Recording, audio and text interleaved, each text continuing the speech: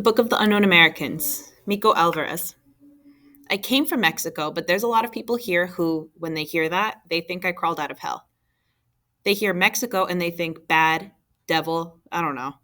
They got some crazy ideas. Any of them ever been to Mexico? And if they say, yeah, I went to Acapulco back in the day, or I've been to Cancun, Poppy, then that don't count. You went to a resort? Congratulations. But you didn't go to Mexico. And that's the problem, you know? These people are listening to the media, and the media, let me tell you, has some crazy ideas about us, about all the brown skinned people, but especially about the Mexicans. You listen to the media, you'll learn that we're all gangbangers, we're all drug dealers, we're tossing bodies in vats of acid, we want to destroy America. We think Texas still belongs to us. We all have swine flu. We carry machine guns under our coats. We don't pay any taxes. We're lazy. We're stupid. We're all wetbacks who cross the border illegally. I swear to God, I'm so tired of being called these names, all this stuff. Happens to me all the time. I walk into a store and the employees either ignore me or they're hovering over every move I make because they think I'm going to steal something. I understand I might not look like much. I work as a photographer, so I'm not in a business suit or nothing, but I have enough money to be in any store, and even if I didn't, I have the right to be in any store. I feel like telling them sometimes, you don't know me, man. I'm a citizen here. But I shouldn't have to tell anyone that.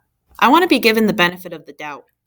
When I walk down the street, I don't want people to look at me and see a criminal or someone that they can spit on or beat up. I want them to see a guy who has just as much right to be here as they do, or a guy who works hard, or a guy who loves his family, or a guy who's just trying to do the right things. I wish just one of those people, just one, would actually talk to me, talk to my friends, man. And yes, you can talk to us in English. I know English better than you, I bet, but none of them even want to try.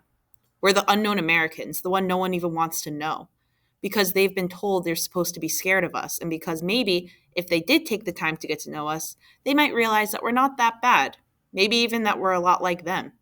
And who would they hate then? And who would they hate then? It's up. The whole thing is very, very complicated. I mean, does anyone ever talk about why people are crossing? I can promise you it's not with some grand ambition to come here and ruin everything for the gringo people are desperate, man.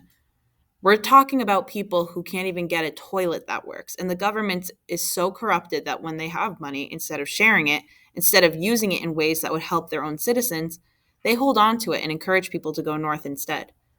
What choice do people have in the face of that?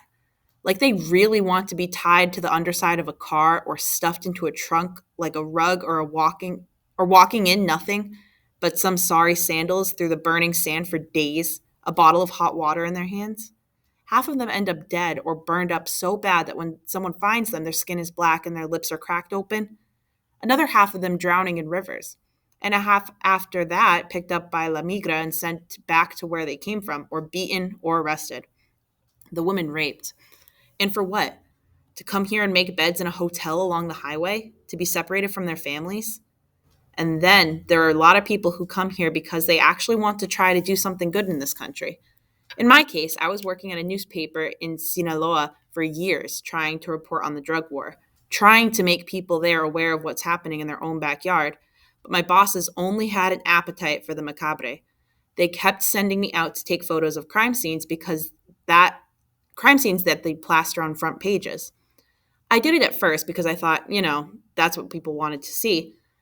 Maybe people would be shocked into action. But after a while, I realized that it was all just spectacle.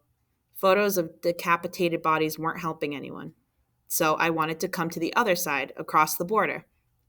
No one here wants to admit it, but the United States is part of Mexico's problem. The United States is feeding the beast, man. I thought maybe if I came here, I could make a difference. Now, I work with a group in Wilmington that's advocating for legislation reform for immigrants. I do all the photographs for their newsletter and their website. Pictures of people's living conditions or of some bodily harm that they've suffered because they got jumped just for being brown in this country. I don't know. We don't make much progress most of the time, but what else am I going to do? I got to fight for what I believe in.